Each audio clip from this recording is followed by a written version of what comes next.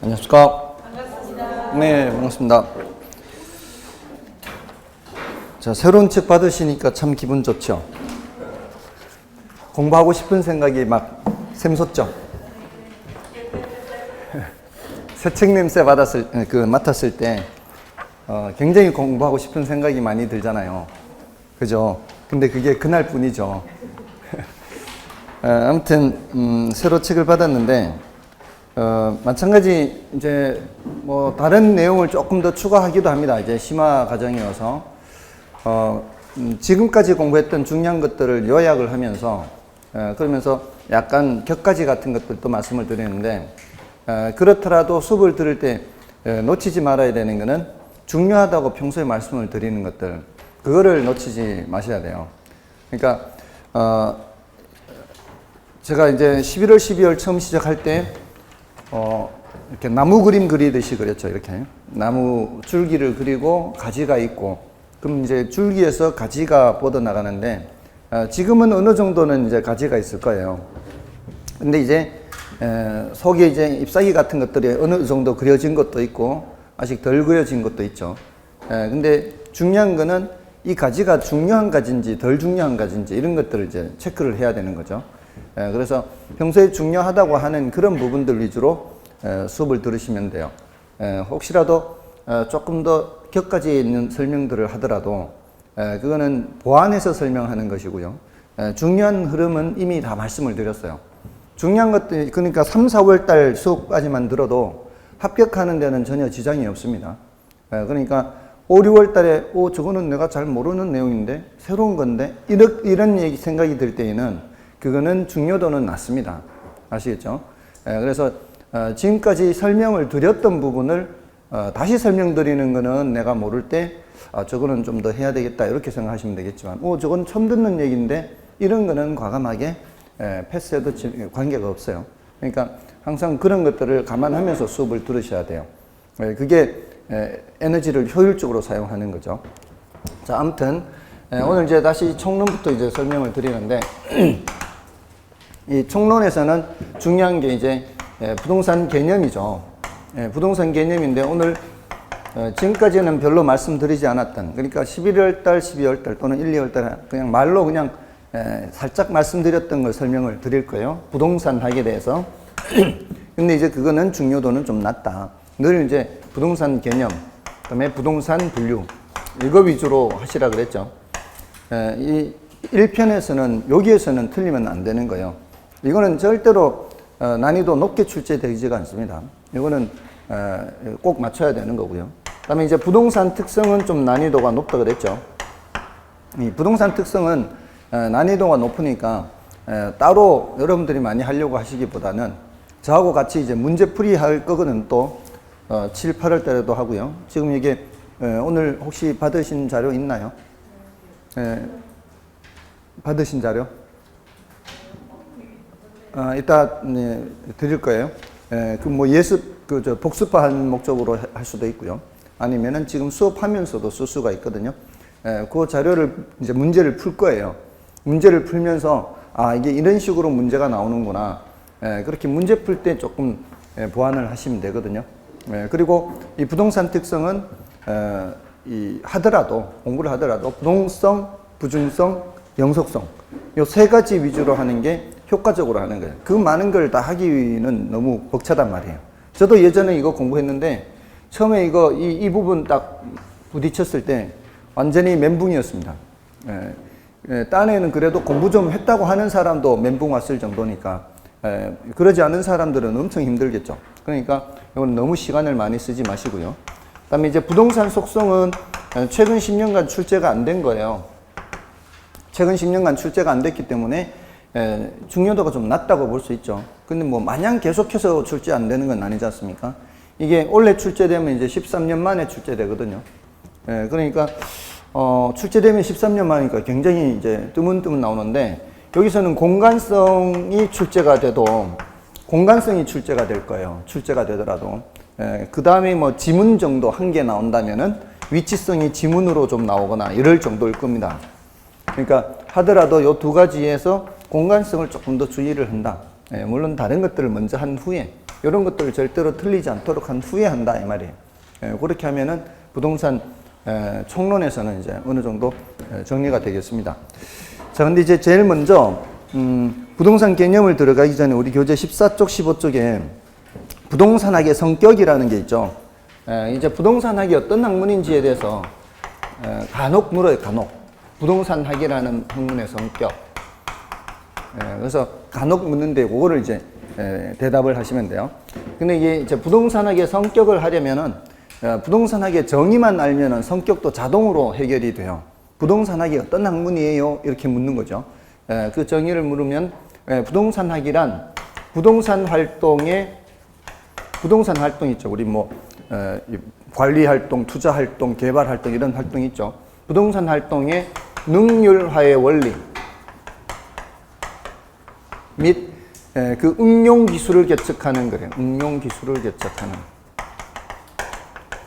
종합 사회과학이다. 뭐 이렇게 이제 얘기를 할 수가 있어요. 자, 이렇게 할 때 이제 이런 표현들이 있죠. 능률화의 원리를 찾는 거는 요거는 과학성 측면이라 그래요. 과학성 원리를 찾는 거는 과학성. 다음에 여기 응용 기술을 개척한다 하죠. 여기 요거는 이제 기술성 그래요. 기술성. 요 과학성은 이론적인 측면을 말해요. 요거는 이제 실무적인 측면을 말하겠죠. 그렇게 하는 이제 종합사회학이다 이렇게 얘기를 해요. 보통 우리 이제 학문을 얘기할 때는 이런 이론적인 측면과 실무적인 측면을 모두 갖고 있는 학문이 있는 반면에 어떤 학문은 요 이론 측면밖에 없고 실무 측면이 없는 학문이 있어요. 그래서 이것만 있는 학문은 순수과학이라 하고요. 순수과학. 요거 두 개 다 있는 학문은 응용과학이라 그래요. 두 개 다 있으면 응용과학. 하나만 있으면 요런 측면만 있으면 순수과학 그래요. 그러니까 부동산학은 어디에 속한다는 얘기예요. 여기 응용과학이라고 할 수가 있다는 거죠. 그러니까 천문학이라든가 물리학, 수학 이런 것들은 어디에 속하고요. 순수과학. 이거는 현실의 어떤 문제를 해결하려는 학문이 아니에요. 그냥 이론 탐구 자체가 목적이에요. 현실의 문제를 해결하려고 하는 학문들은 응용과학이다 그래요. 이 사회과학이라고 하는 것들은 다 그런 응용과학이라고 보시면 돼요. 그러니까 사회 현상에서 사회에서 나타나는 문제들을 해결하려고 하는 거예요. 그러니까 법학 같은 거 보세요. 법학은 법적 분쟁이 발생했을 때 어떻게 하면은 합리적으로 해결할 수 있을까? 이런 학문이 법학이죠. 이 두 사람이 다툴 때 또는 국가와 개인 간의 다툼이 생겼을 때 그걸 어떻게 하면은 효율적으로 합리적으로 해결하는 이게 법학이거든요. 그리고 경제학도 마찬가지예요. 경제 문제를 어떻게 하면 합리적으로 해결할 건가? 이게 경제학이에요. 어떤 물건을 얼마나 어떻게 생산해서 어떻게 분배할 건가? 이게 이제 경제 문제거든요. 그러니까 그런 모든 사회과학은 전부 다 무슨 과학이다? 응용과학이라 그래요. 근데 여기 지금 종합이라는 말을 쓰고 있죠. 종합이라는 말을 쓰고 있다는 것은 여러 분야의 학문의 지원을 받기 때문에 그래요. 부동산학은 법학의 지원도 받아야 되고 경제학의 지원도 받아야 되고 또 건축, 토목 이런 다양한 분야의 학문의 지식을 다 필요로 한다는 거예요. 그래서 종합과학이다 이렇게 표현을 합니다. 그래서 이 정의만 알아도 부동산학이 어떤 학문인지를 알 수 있다는 거예요. 부동산학은 응용과학이다, 순수과학이다 그러면 응용과학이다 이렇게 가는 거고, 그리고 사회과학이다, 자연과학이 아니라 사회과학이다 이런 식으로 이제 구별을 할 수 있다는 거죠. 그리고 14쪽에 이제 그 경험과학이다 뭐 이런 표현도 있죠. 경험과학이다 하는 것은 추상적인 학문이 아니라는 거죠. 천문학 같은 것들은 우리가 경험할 수 없는 거죠. 천문학 경험할 수 있나요? 그런 게 전혀 경험할 수 없죠. 그런 것들은. 지구로부터 뭐 1만 광년 떨어진 곳에 무슨 별이 새로 발견됐다. 1만 광년이 뭔 뜻이에요? 네? 뭐 별로 생각하고 싶지도 않죠. 1만 광년이 빛의 속도로 10,000년을 가야 돼요. 빛의 속도로 1만 년을 가야 돼요. 이게 상상이나 됩니까? 빛의 속도로 1만 년을 가야 되는 거리예요, 거리가. 빛의 속도가 뭔지도 모르죠.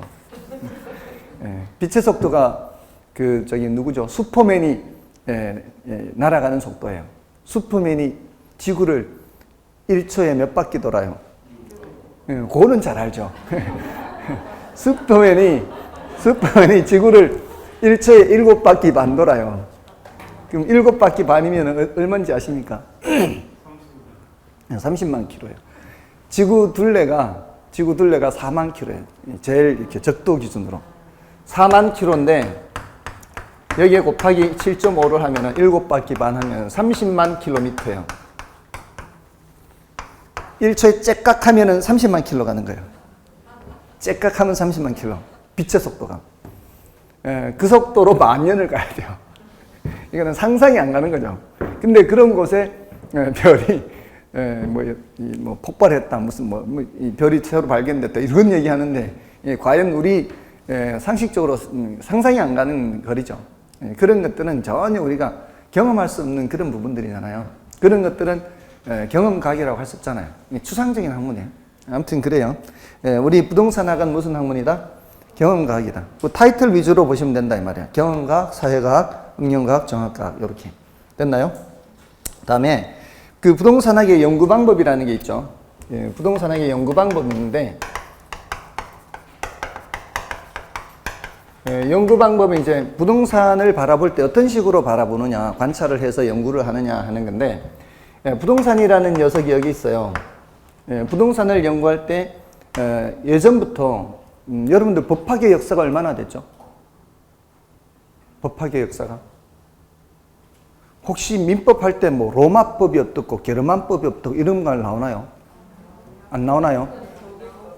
나올 때도 있고 안 나올 때도 있고 별로 중요한 건 아니고.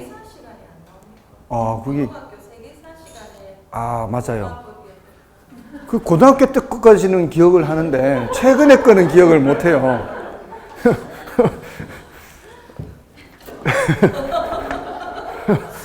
미안하죠. 고등학교 거는 기억하는데 이제 우리 뭐죠? 선의 점유자의 과실수취권이라든가 뭐 이런 거 있잖아요. 그리고 또 하여튼 상린관계라든가 이런 내용들이 어떤 거는 로마법에 근거를 두는 게 있고요. 어떤 거는 게르만법에 근거를 두는 게 있어요. 우리가 공부하는 민법의 내용이. 그래서 저도 지금 오래돼서 까먹었는데 예전에 볼 때 그렇구나. 이게 게르만법에서는 토지를 보는 관점이 이렇고 또 로마법에서는 토지를 보는 관점이 이렇구나. 이게 이제 보는 관점이 다르면은 나타나는 현상이 다를 수가 있잖아요. 아무튼 그 역사가 2000년이 넘잖아요. 그러면 로마 하면. 그러니까 그 역사가 굉장히 오래됐단 말이에요. 근데 옛날부터 부동산에 대해서 연구를 한 부분이 있단 말이에요. 그러니까 그 법학 중에서도 사법이 먼저 있었죠. 사법이 먼저 있었는데 그 다음에 공법이 등장하고, 그리고 부동산을 볼 때 건축은 그거보다 역사가 더 오래됐죠. 건축은 저기 피라미드까지 생각하면 기원전 몇천 년까지 넘어가 버리니까 건축, 토목도 마찬가지죠. 이게 발달했죠. 이집트에서 발달한 이유가 저것 때문이죠. 나일강이 범람을 하면은 이게 이 구획을 지어놨던 게 다 사라져 버리니까 또 구획을 나눠야 될 거 아니에요. 그러니까 이런 게 수천 년 된 거예요. 최근에 그나마 가장 최근의 학문이 경제, 경영 이런 거죠. 이런 학문들이 있단 말이에요. 각각의 학문 내에서 이 부동산을 연구하죠. 각각의 학문에서 이 부동산을 연구해요. 이거는 토목학에서 이거 얘기할 땐 얘 생각 안 해요. 공법에서 이거 생각할 때는 사법 생각 안 해요. 경제학에서 부동산 생각할 때는 경영학 생각 안 해요. 그냥 각각의 학문의 입장에서만 이렇게 부동산을 연구를 한다고요. 이런 관점에서 부동산학을 연구하는 것을 분산식 접근이라고 그래요. 또는 분산식 연구 방법, 이렇게 분산돼 있죠, 각각이. 이런 경우에는 부동산학이라는 학문이 있어요, 없어요? 이런 경우에는 부동산학이라는 학문이 없어요. 그냥 그냥 각각의 학문만 있는 거죠. 근데 비슷한 영역들이 있죠, 이렇게. 비슷한 영역. 이렇게 비슷한 영역. 비슷한 영역을 묶는다 해서 이게 사법, 공법만 있는 게 아니고 여기에 이제 행정학, 이런 것도 포함시킬 수 있죠. 행정, 규제 이런 것들이 다 포함되는 이런 측면을 법적인 측면, 이렇게 얘기를 할 수가 있어요. 그러니까 법적인 측면은 법, 제도, 행정 이런 것이 들어가는 거죠. 그 다음에 여기 이걸 기술적 측면 그래요. 기술적 측면. 여기는 경제적 측면 이렇게 해요. 그래서 그 특정 측면만 따로 보는 거예요. 그 특정 측면만 따로 볼 때는 건축학의 입장에서는 이 토목학도 보고 함께 보는 거죠. 근데 대신 다른 거는 안 보는 거죠. 자, 이런 식으로 연구를 하는 거를 중점식 접근이라고 해요. 아직까지는 부동산학이라고 하기는 좀 그렇죠. 근데 이제 드디어 부동산학으로 넘어오면은 이 세 가지 측면을 다 살펴보는 거죠. 법적인 측면, 경제적인 측면, 기술적인 측면을 다 살펴보는 거는 이제 종합식 접근 그래요. 드디어 이제 무슨 학문이 생기기 시작한 거예요. 부동산학이라고 하는 학문이 생기기 시작한 거죠.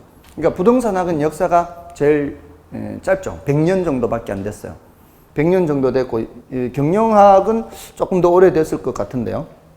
왜냐하면은 경제학이 등장한 것은 어떤 경제적 연구는 있었을지라도 본격적으로 등장한 것은 한 250에서 300년 정도 채 안 되거든요. 근데 경영은 그 이전부터 있어 왔으니까. 이 기업 경영이라는 거는 그 전부터 있었죠. 세계 최초로 그 주식회사가 생긴 게 언제인지 아십니까? 동인도 회사, 그게 1601년이에요. 네덜란드. 그러니까 영국에도 동인도 회사는 있었지만 영국의 그 회사는 그러니까 특정 목적으로 회사를 설립한 후에 그 사업을 완료하면은 그 번 돈 다 이제 계산해가지고 다 이제 주주들한테 배분하고 끝낸 거예요. 이 회사가 이제 문 닫아요. 청산을 해요. 그리고 또 회사 차려서 그 일하고 또 이제 끝나면 또 회사 청산하고 이렇게 하는 건데 네덜란드에서 만들었던 회사는 드디어 이제 청산을 안 하고 계속 이거를 사업을 연속적으로 하는 거죠. 그리고 주주들이 주식을 상속까지 하는 거죠. 그러니까 계속 주주들이 청산 안 하고 상속시키고 또 요 주식도 다른 사람한테 팔기도 하고 현대적인 그런 주식회사의 최초의 형태가 1601년에 나왔거든요. 벌써 400년이 넘었잖아요. 그러니까 비교적 짧은 이 학문들이고 부동산학은 제일 짧죠.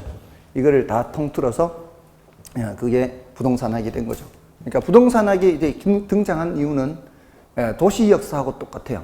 우리 도시 공간 구조론 공부하잖아요. 그 도시 공간 구조론이 약 100년 전부터 등장했거든요. 도시화라는 현상이 나타난 것은 바로 산업혁명이죠. 산업혁명이 18세기 말에 나타나면서 도시로 사람들이 몰리게 되면서 예전과는 달리 도시 문제가 나타난 거예요.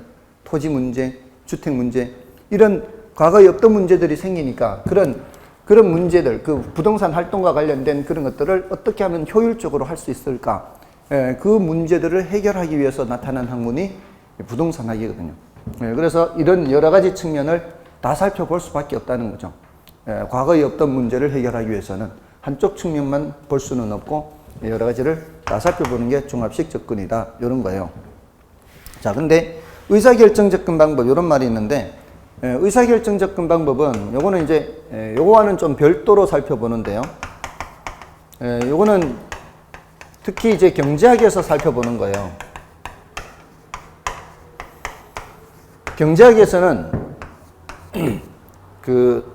특히 미시경제학에서는 수요자, 공급자, 뭐 정부 이렇게 이제 경제 주체별로 많이 봐요.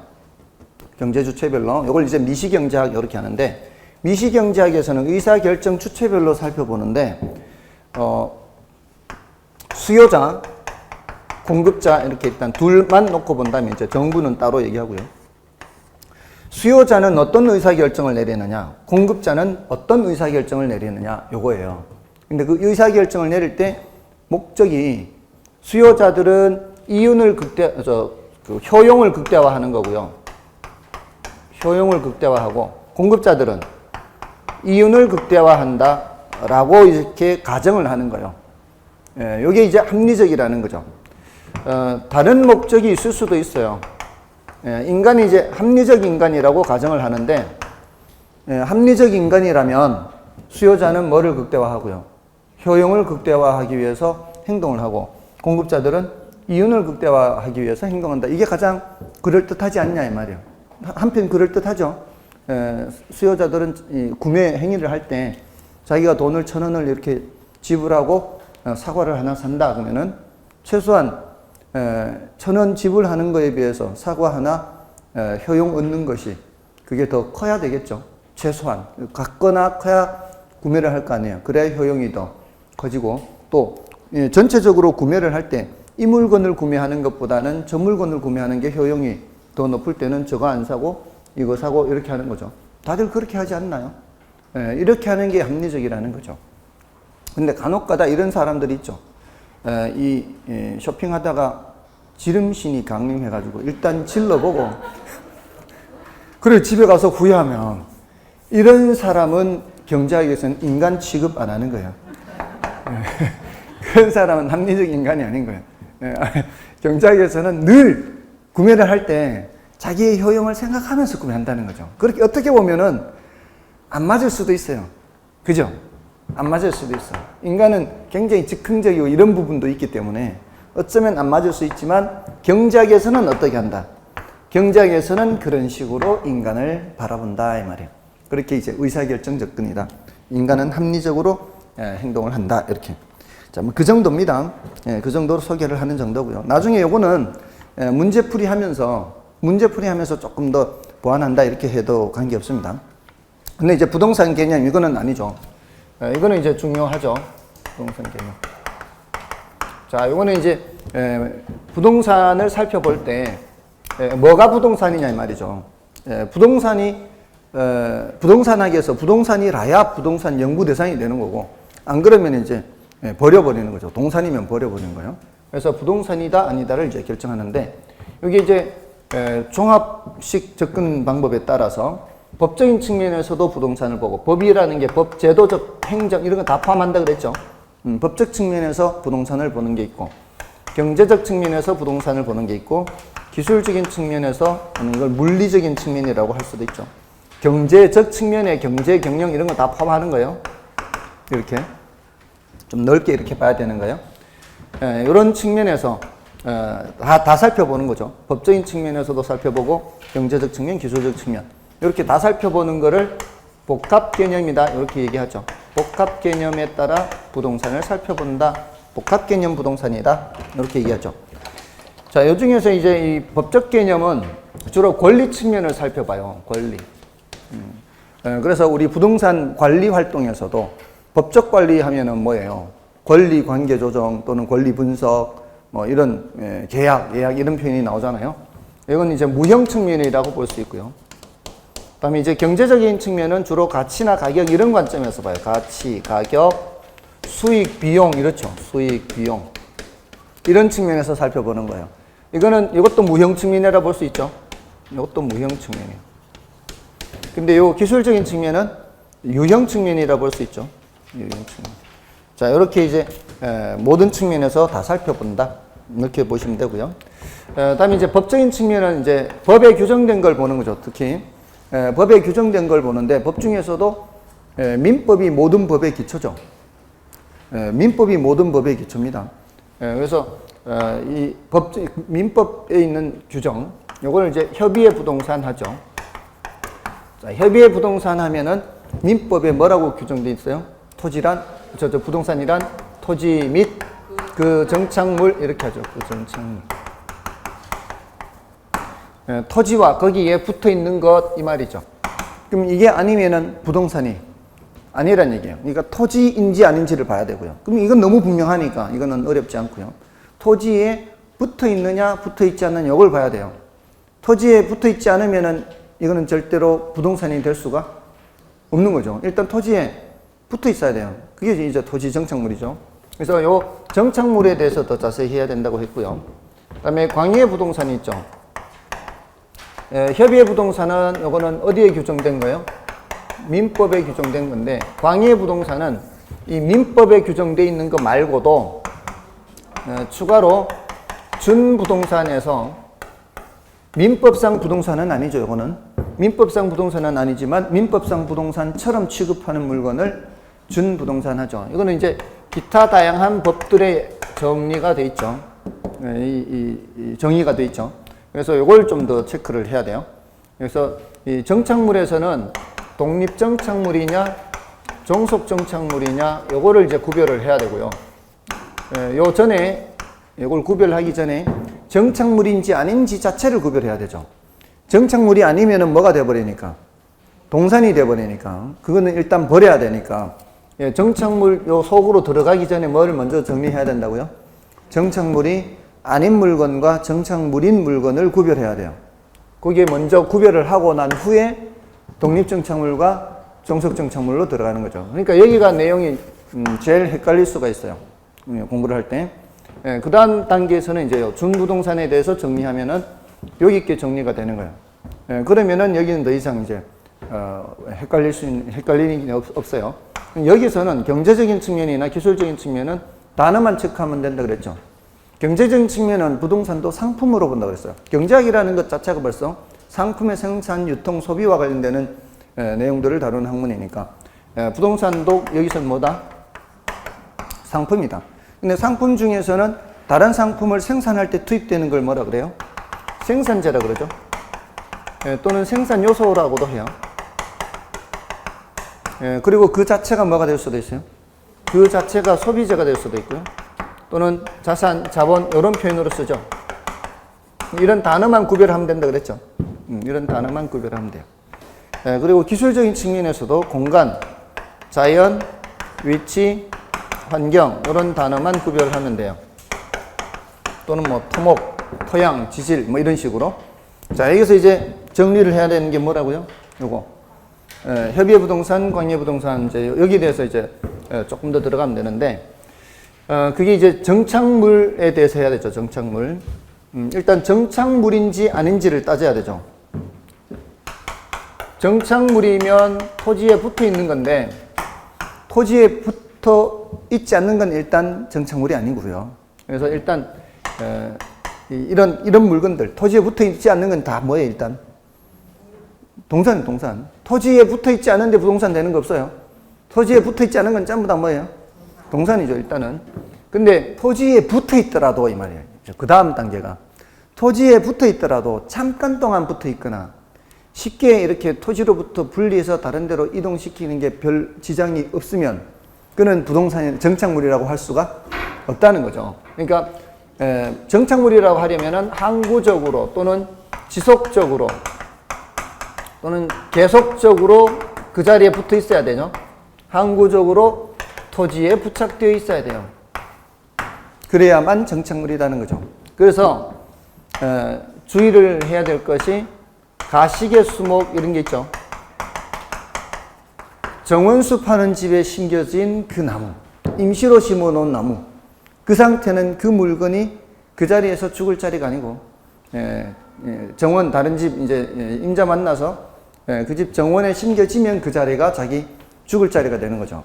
그러니까 가시개 수목은 항구적으로 부착되어 있는 상태는 아니라는 거죠. 그리고 판잣집 같은 거, 공중전화 박스 같은 거 이런 것들은 그 자리에 항구적으로 부착되어 있는 것이 아니라는 거죠. 그러니까 얘네들은 이제 동산이 되는 거죠. 동산. 그러니까 이런 것들은 이제 버려버린 거죠. 이런 것들은 취급 안 하는 거죠. 부동산 학에서는. 그래서 이런 거를 버린 상태에서 이제 땅에 붙어 있는 거를 얘기하는 거예요. 그래서 그 땅에 붙어 있는 것 중에서 독립정착물이 있고 뭐가 있는 거예요? 종속정착물이 있는 거죠. 요거는 이제 우리나라나 일본에서는 이렇게 구별을 해요. 근데 서양에서는 토지와 건물을 하나의 공간 덩어리로 보기 때문에 이렇게 구별하지 않습니다. 우리나라나 일본 같은 이런 나라만 이렇게 얘기를 하는 거죠. 서양에서는 이제 구별을 하지 않습니다. 독립정착물의 대표적인 게 뭐예요? 건물이죠. 건물은 등기부가 따로 있고요. 물론 이제 등기부가 따로 있는 거는 당연히 독립정착물인데 등기부가 없어도 토지 주인과 정착물 주인이 달라질 수 있다면 그러면 뭐예요? 독립정착물이 되는 거죠. 요건 등기부가 있으니까 당연히 독립정착물인데요. 명인방법 갖춘 수목하면 등기부가 있어요, 없어요? 명인방법 갖춘 수목하면은 등기부가 없습니다. 명인방법이라는 것은 다른 사람들이 알아볼 수 있게 뭐 새끼줄 둘러서 명찰을 이렇게 달아놓거나 또는 나뭇가지에다가 이렇게 표시를 하거나 껍질을 까서 이렇게 써 놓거나 이런 게 이제 명인방법이에요. 이렇게 하면은 등기부가 없죠. 등기부가 없어도 토지 주인과 정착물 주인이 달라질 수 있다는 거죠. 자라고 있는 상태의 나무 주인이 달라질 수 있다는 거죠. 또 뭐가 있어요? 농작물 있죠. 농작물은 명인 방법을 갖출 필요도 없어요. 이거는 밭대기 생각하면 된다 그랬어요. 밭대기. 밭대기 가을철에 수확철에 농민들이 밭재로 팔아버리는 거죠. 근데 밭대기가 밭재로 파는 건데 밭을 파는 게 아니죠. 그게 땅에 붙어 있는 상태로 파는 거를 밭대기라 그러죠. 자, 이렇게 팔면은 밑에 땅 주인하고 농작물 주인이 다른 사람이 될 수 있죠. 땅에 붙어 있는 상태죠. 땅에 붙어 있는 상태니까 그거는 정착이 되어 있는 상태예요. 그래서 이 상추나 고추, 배추 이런 것들이 땅에 붙어 있는 상태에서는 뭐라고요? 부동산. 지금 뭐 얘기하고 있는 거예요? 그것도 독립정착물 얘기하고 있죠. 건물하고 급이 같다 그랬죠. 그래서 상추가 부동산이다 아니다. 상추 부동산, 고추 부동산 다 부동산이라고 그랬죠. 다시 한번 기억해 보세요. 2달 전에 또 했었죠. 자, 근데 여기다 뭐까지 포함시켜요? 임목. 자, 임목은 여기에 포함시키기도 하고요. 준부동산에 포함시키기도 하는데, 준부동산에 포함시키는 이유는 따로 법률이 있기 때문에요. 별도로. 민법 외에 별도로 법이 있기 때문에. 그러니까 얘는 임목에 관한 법률이 있거든요. 임목에 관한 법률이 있으니까 별도로 준부동산 이렇게 취급해도 관계가 없고, 또는 건물 땅에 붙어 있으면서 등기부 있죠. 건물 땅에 붙어 있으면서 등기부 있죠. 따로 토지와는 별도로 주인이 달라질 수 있죠. 이것도 땅에 붙어 있으면서 등기부 있으면서 별도로 주인이 달라질 수 있죠. 그런 점에서는 독립정착물이라고 해도 별로 관계가 없다 이 말이에요. 그래서 우리 시험에는 얘는 소속을 잘 묻지 않아요. 소속을 묻지 않고 얘는 토지 주인과 별도로 독립해서 거래될 수 있냐 없냐 이걸 물어요. 이걸 독립해서 거래될 수가 있다 이 말이에요. 이건 별도로. 얘하고 차이점은 뭐예요? 명인방법 갖춘 수목하고 차이점은 등기부가 있는 거고 얘는 등기부가 없는 거죠. 요것도 등기부 없고 얘는 명인방법도 없고 심지어는 농작물은 권원에 의하든 권원에 의하지 않든 어때요? 그는 경작자 소유 이렇게 돼요. 권원에 의한다는 것은 허락을 받거나 또는 세를 얻었거나 이런 식으로 해서 농사를 짓는 경우에는 권원에 의한 거고, 권원에 의하지 않은 것은 무단으로 농사 짓는 거죠. 무단으로 농사 지어도 경작자 소유 이렇게 되는 거죠. 그렇게 이제 표현을 좀 조심해야 되죠. 그러니까 이게 시험에 출제될 때는 그냥 농작물 이렇게 하는 게 아니라 권원에 의하여 경작한 이렇게 나오더라도 권원에 의하지 아니하여 이렇게 하더라도 다 독립정착물이 되는 거예요. 그럼 나머지가 종속정착물이죠. 나머지 종속정착물인데 그냥 수목하면은 종속정착물이죠. 그러니까 가시게 수목하면 동산이에요. 아예 그냥 날려버리는 거고, 명인방법 갖춘 수목이거나 임목하면 독립정착물인데 그냥 수목하면은 종속정착물이에요. 우리 시험에 이렇게도 나와요. 다년생식물. 그냥 다년생식물 하면 뭐 이게 그 자리에 오랫동안 다년이니까 오랫동안 자라는 나무 식물이잖아요. 다년생식물의 대표적인 게 뭐예요? 수목이지. 다년생식물의 대표적인 게 수목이잖아요. 수목은 여러 해 사는 거잖아요. 이런 다년생식물도 다 뭐예요? 종속정착물이죠. 이 땅에 붙어서 자라는 상태니까. 됐나요? 그러니까 이런 표현들이 나올 때 헷갈려 하지 마시라는 거예요. 그러니까 얘네들이 아니고 독립정착물이 아니고 땅에 붙어 있는 건 다 뭐라고 보면 돼요? 종속정착물이에요. 이거 일단 동산 버렸잖아요. 동산이 아닌 상태에서 독립정착물이 아닌 정착물은 다 뭐다? 종속정착물이에요. 다 종속정착물. 됐나요? 교량 같은 거, 담장 같은 거 전부 다 뭐예요? 종속정착물이에요. 자, 이렇게 하면은 이게 된 거예요. 정착물이 된 거고요. 다음에 준부동산 하는 게 있는데 그 준부동산은 우리 교재에서 좀 체크를 해보겠습니다. 교재에서는 지금 제가 말씀드린 이 내용들이 그대로 다 포함이 돼 있죠. 그래서 15쪽에 협의부동산에서 토지 및 그 정착물에서 정착물에 독립물, 독립정착물이 있고 거기에 A의 건물, B의 명인방법을 갖춘 수목, 또 C의 민법 판례상 농작물이란 명인 방법을 갖춘 미분리 과실도 들어가죠. 여기 명인 방법을 갖춘 수목뿐만은 아니죠. 민법에서는 이제 명인 방법을 갖춘 뭐도 포함시켜요. 미분리 과실도 민법에서는 들어가죠. 이렇게 명인 방법을 갖추면. 그리고 이제 임목에 관한 법률상 임목 뭐 이런 것들을 독립정착물 보죠. 다음에 이제 종속물, 종속정착물 해서 토지와 독립한 정착물로 인정되지 않는 정착물을 말하죠. 수목이나 그냥 다년생 식물, 이게 이제 수목이 다년생 식물의 대표적인 거다 이 말이에요. 그리고 교량, 담장 이런 것들 괄호 속에는 이제 동산으로 취급하는 것이고요. 자, 근데 이제 16쪽에 그 참고라고 되어 있는 박스들이 있죠. 두 개의 박스가 있는데 이건 참고로 보는 거예요. 그러니까 설명은 드려요, 제가. 설명은 드리는데 중요도가 낮다 이렇게 보시면 돼요. 이거는 곁까지 한 번쯤 들어보세요. 시험에 십몇 년 전에 살짝 언급이 된 적이 있어요. 4, 5년 전에. 그 이후로는 등장하지 않은 거예요. 이건 이제 뭔 얘기 하려고 하는가 하면, 번역을 어떤 학자가 번역을 정착물로 번역을 했는데요. 그 정착물에 신경 쓰면 안 돼요. 번역을 정착물로 했는 것이지, 영어 단어 픽스처를 신경 써야 돼요. 이 영어 단어를 번역하는 게 쉬운 일이 아니거든요. 근데 이 학자가 제가 봤을 땐 번역을 잘못한 거예요. 왜냐하면 외국말을 우리말로 번역하는 게 쉽지 않아요. 예를 들어 분명한 거는 쉬워요. 아버지 하면 father, 어머니 하면 mother, 이런 단어는 분명하잖아요.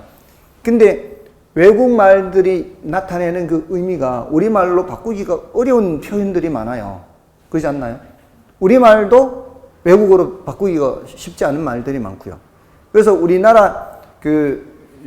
우리나라에서 노벨 문학상을 받을 수 없는 것 중에 하나가 우리말의 그 아름다운 그런 표현들을 영어로 번역할 수가 없다는 거죠.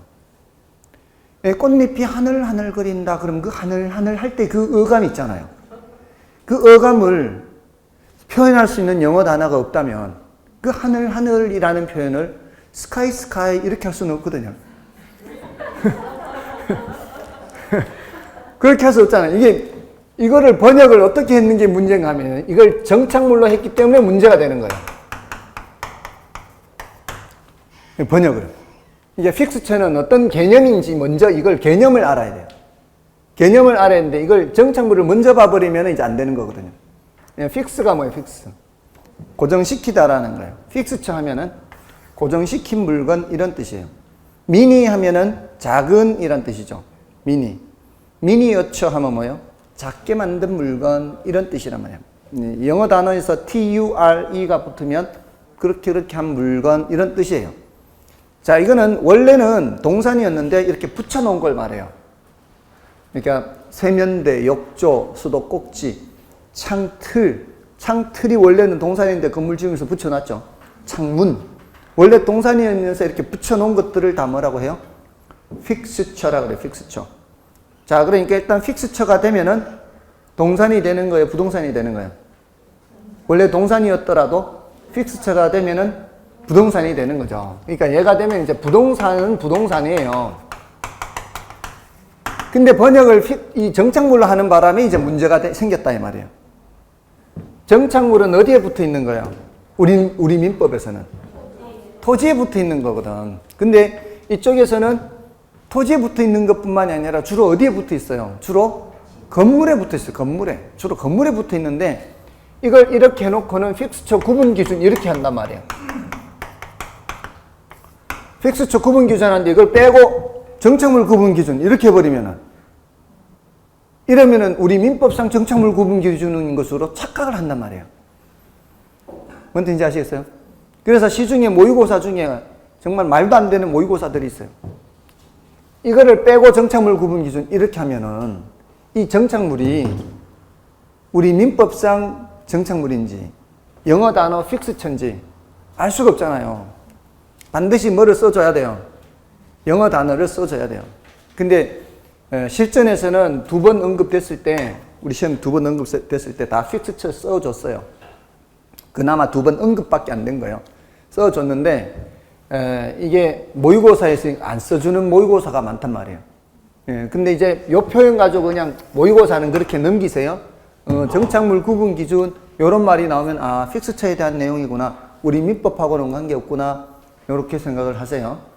근데 이제 문제가 되는 거는 쟤네들이 보는 거하고 우리가 보는 거하고 이 픽스처 구분 기준이 우리 민법상 이렇게 판단하는 거하고 예, 공통된 부분도 있는데 차이가 나는 부분이 있어요. 공통된 부분에서는 문제가 없어요. 거기에서 출제가 됐어요. 왜냐하면 공통된 부분은 혼란스럽지 않으니까. 자, 예를 들어 이런 거예요. 픽스처 구분 기준에 제거했을 때 물리적으로나 기능적으로 손상이 없이 제거할 수 있으면 물리적, 기능적 손상 없이 제거할 수 있어요.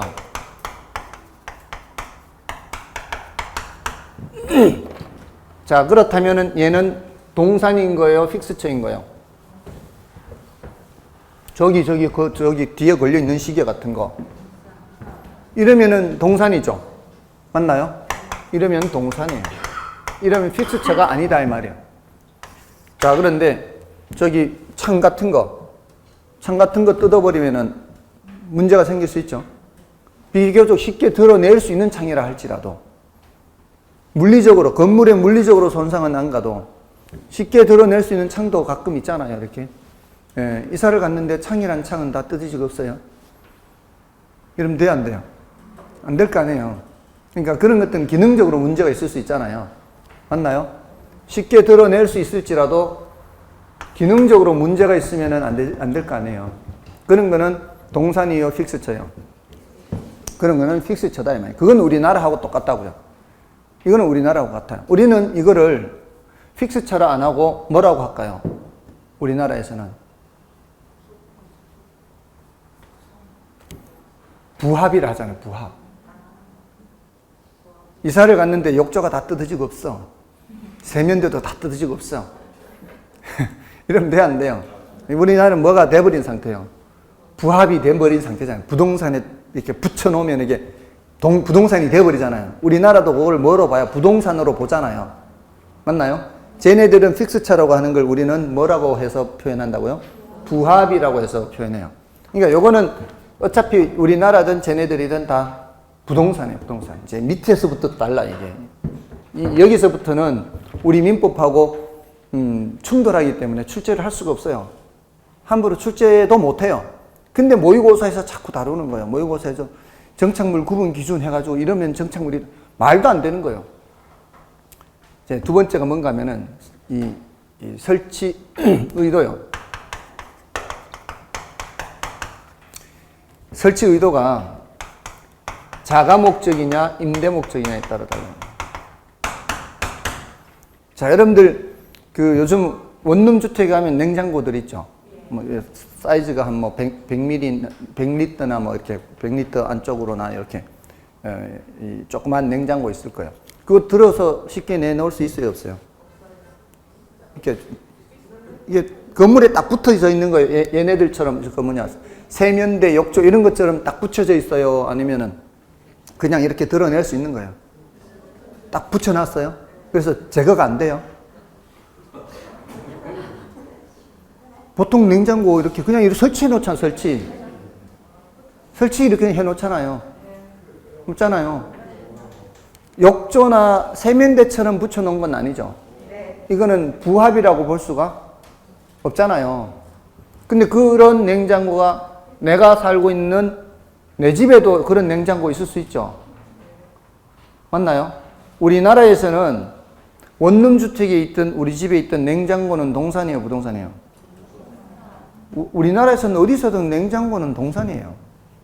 근데 쟤네들은 그렇게 안 본다고요. 내 집에 있는 냉장고는 동산이에요, 동산. 쟤네들은 이사 갈 때 쟤네들도 들고 간다고요. 내 집에 있는 경우에는 쟤네들도 다 들고 가요. 근데 임대 목적으로 원룸 주택이 있는 냉장고는 이는 픽스처예요. 자, 이게 문제가 되죠, 이게. 다르다고요. 근데 이걸 번역을 할 때 이걸 뭐라고 번역한다고요? 정착물이라고 한다고요. 정착물. 모의고사 출제할 때 정착물 이렇게 출제한다고요. 냉장고가 정착물이에요. 말이 안 되는 거죠. 뭔지 아시겠어요? 예, 픽스처. 픽스처라고 하면은 쟤네들 입장에서는 그렇게 해요. 근데 이건 우리나라에서는 아니라고요. 우리나라에서는 저기서든 여기서든 다 뭐예요, 얘는? 동산이란 말이에요. 그러니까 우리하고 안 맞는 거예요, 이게. 그러니까 출제를 함부로 못 하는 거예요. 이런 거 구분 없이 모의고사에 나오니까 문제가 생기는 거예요. 다음에 세 번째도 문제가 돼요.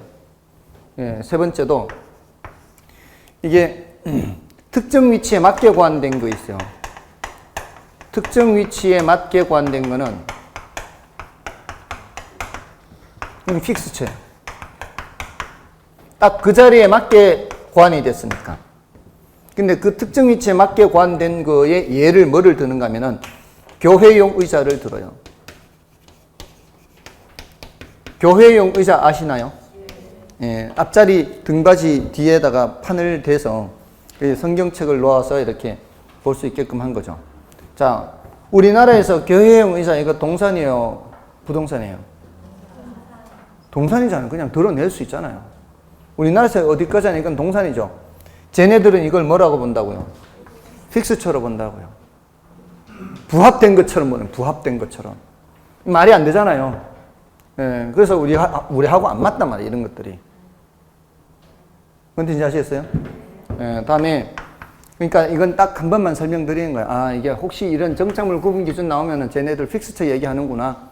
예, 이런 구분 기준이 있구나. 쟤네들 입장에서. 설치 의도가 자가 목적이면 이거는 동산이고, 임대 목적이면 픽스처다. 그래서 우리나라하고의 차이점 요것 때문에 특히 원룸주택 거래할 때요. 쟤네들은 따로 특약을 안 정해도요. 원룸 건물이 넘어가면은 그 안에 있는 냉장고, 가스레인지 뭐 이런 것들이 함께 다 넘어가야 돼요. 특약을 안 해도 자동으로 넘어가는 거예요. 쟤네들은. 근데 우리나라에서는 반드시 뭐를 적어야 돼요? 특약을 해야 돼요. 특약을. 원룸 거래를 했어요. 부동산을. 거래를 해가지고 잔금을 치르고 갔더니만 안에 들어있는 건 다 없어져 버렸어. 냉장고도 없고 침대도 없고 다 없어. 집기들이. 그러면 우리나라는 그거 계약 제대로 된 거예요? 잘못된 거예요? 제대로 된 거예요. 우리나라는. 우리나라는 건물 팔았지 그 안에 집기까지 판 거는 아니다 이 말이에요. 우리나라는 그것까지 거래하려면 반드시 뭐를 해야 돼요?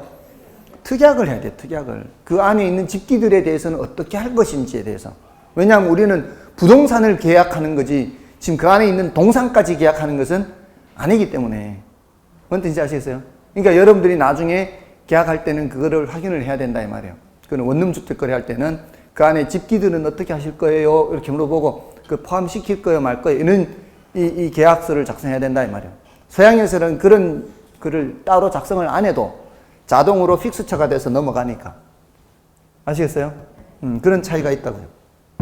다음에 임차인이 설치했느냐 임대인이 설치했느냐. 이게 이 설치 주체가 임대인이 설치한 것과 임차인이 설치한 것이 있어요.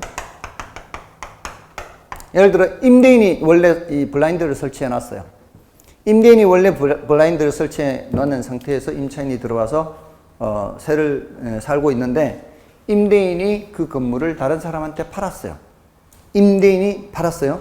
그랬을 때 저기 임대인이 설치한 저 블라인드 같은 거는 함께 넘어가는 거예요? 그렇지 않은 거예요?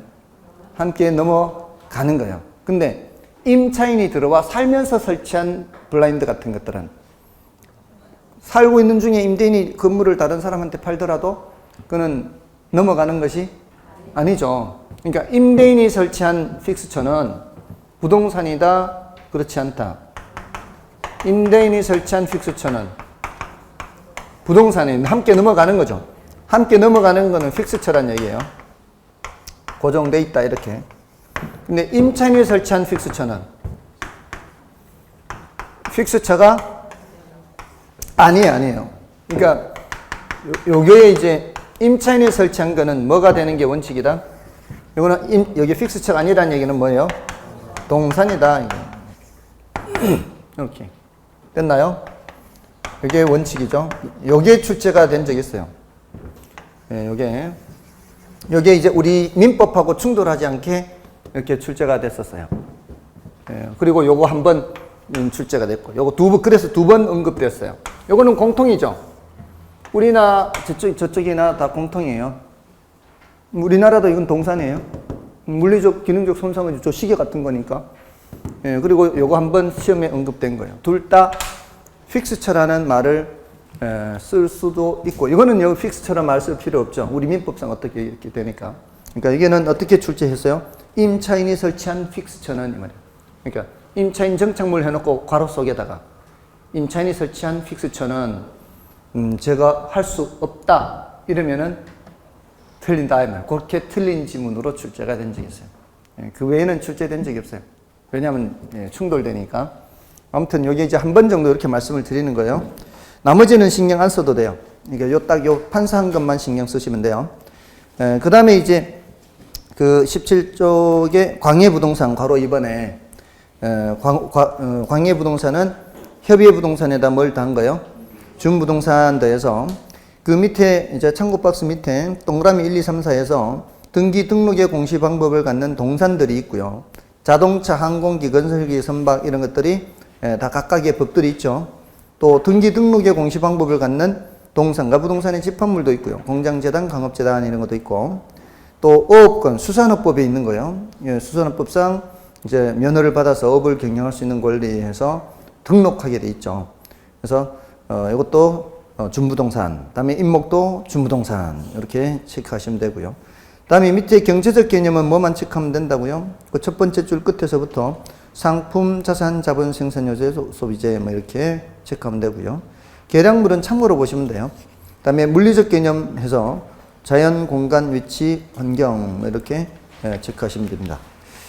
그다음에 넘어가셔서 복합 개념 해서 유형적 측면에서는 이제 기술적 측면을 보는 거고요. 무형적 측면에서는 경제적, 법률적 측면이죠. 아까 기술적 측면이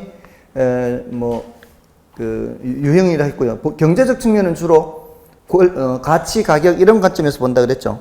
그리고 법적 개념은 주로 권리 측면에서 본다 그랬죠. 그래서 복합 개념으로 살펴보고요. 그리고 밑에 그 참고 박스의 용어에서 복합 개념 부동산과 헷갈리면 안 되는 게 있죠. 복합 부동산은 토지와 건물을 함께 부르거나 또는 토지와 임목해서 둘 이상의 부동산을 함께 부를 때 복합 부동산 그래요. 근데 밑에 복합 건물은 아니죠. 복합 건물은 건물의 기능이 둘 이상이다 이 말이에요. 복합 건물 하고 있잖아요.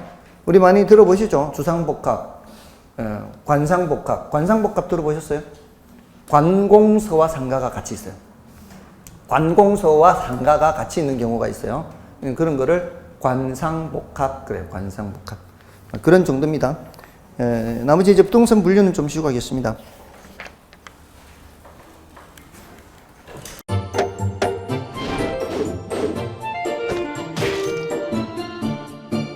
안녕하세요. 공인중개사 민법을 강의하고 있는 양민입니다. 자, 제가 준비한 거는 공인중개사 자료를 쉽게 다운받는 꿀팁을 준비해 보았습니다. 자, 공인중개사를 공부하다 보면 방대한 양의 자료를 접하게 됩니다. 하지만 그것을 일일이 다 출력을 하시거나 보관을 하는 데는 불편함이 따르죠. 이를 해소하기 위해서 핸드폰을 쉽게 활용할 수 있는 꿀팁을 준비했습니다. 네이버 밴드라는 어플을 통해 필요한 자료들을 보거나 다운받을 수 있습니다. 이 네이버 밴드를 활용하는 방법을 하나씩 알려드리도록 하겠습니다. 1단계, 네이버 밴드라는 어플을 다운받습니다. 가장 먼저 안드로이드 버전은 플레이 스토어를 클릭하시면 되겠습니다. 아이폰은 앱스토어에서 하시면 됩니다. 그 다음 검색창에 네이버 밴드를 검색하시고 다운 혹은 설치를 클릭하시면 되겠습니다. 이렇게요. 2단계, 밴드 어플에서 공수모를 검색해 주시면 되겠습니다. 밴드 어플을 누르시면 위쪽 상단에 보시는 것처럼 돋보기 모양의 아이콘이 보입니다. 이 돋보기 부분을 클릭하시게 되면 맨 위쪽에 하얀 공백의 검색창이 생기는데요. 이곳을 눌러서 공수모 이 세 글자를 쳐주시면 되겠습니다. 3단계는요. 해당 공수모 밴드를 들어가 주시면 됩니다. 이 밴드는 공인중개사를 공부하시는 수험생들을 위한 밴드입니다. 수험생들을 위한 시험 정보나 자료가 업로드되어 있어서 공부를 할 때 활용할 수 있는 밴드입니다. 보시는 것과 같이 강의와 관련된 공지사항이나 최신 자료가 다양하게 제공되고 있습니다.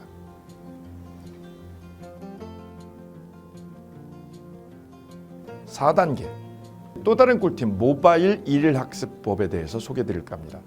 이제 핸드폰으로 짬 시간을 활용하셔서 공부하는 학습법을 알려드리도록 하겠습니다. 자료 페이지에서 뒤로 가기를 누르시면 처음 보셨던 페이지가 뜹니다. 여기서 내려가 보세요. 모바일 일일 학습이란 코너가 보입니다.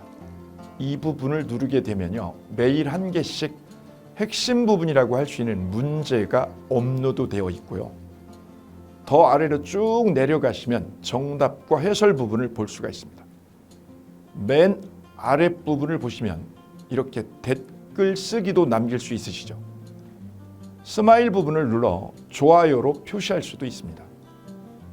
짬을 내어 스스로 학습한 뒤 모르는 부분을 질문할 수도 있고, 하루 동안 공부했던 것을 정리하시거나 공부한 소감을 적어 놓으실 수도 있습니다.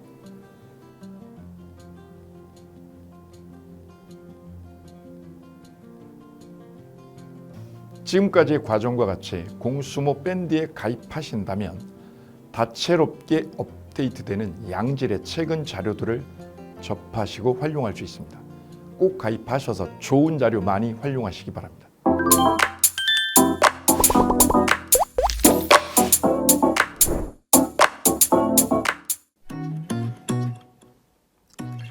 자, 안녕하십니까. 자, 이번에는 부동산 실무, 일반인들이 어떤 도움을 받기 위한 관련된 밴드에 대해서 소개를 시켜드릴 건데요.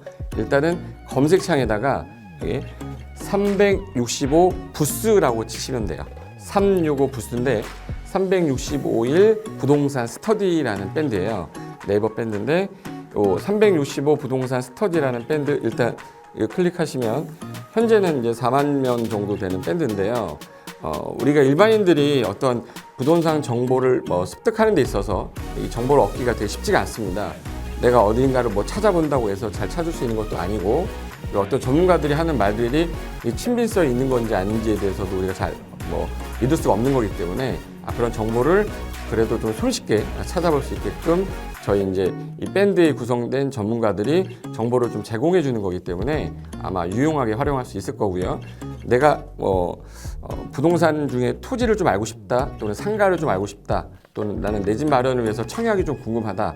근데 그게 솔직히 어디 가서 물어보거나 어떤 정보를 찾기 쉽지 않아서 그것 때문에 만들어진 밴드라고 보시면 돼요. 그래서 365일 내내 부동산을 어떤 공부한다는 취지로 밴드에 들어오셔서 질의응답도 하시고 궁금한 사항에 대해서 예를 들어 문의하시면 저희가 관련된 정보를 또 제공해주는 그런 밴드라고 보시면 되겠습니다. 어떤 밴드냐면 한번 보시면은 지금 현재는 공지사항이 제일 먼저 나올 건데요.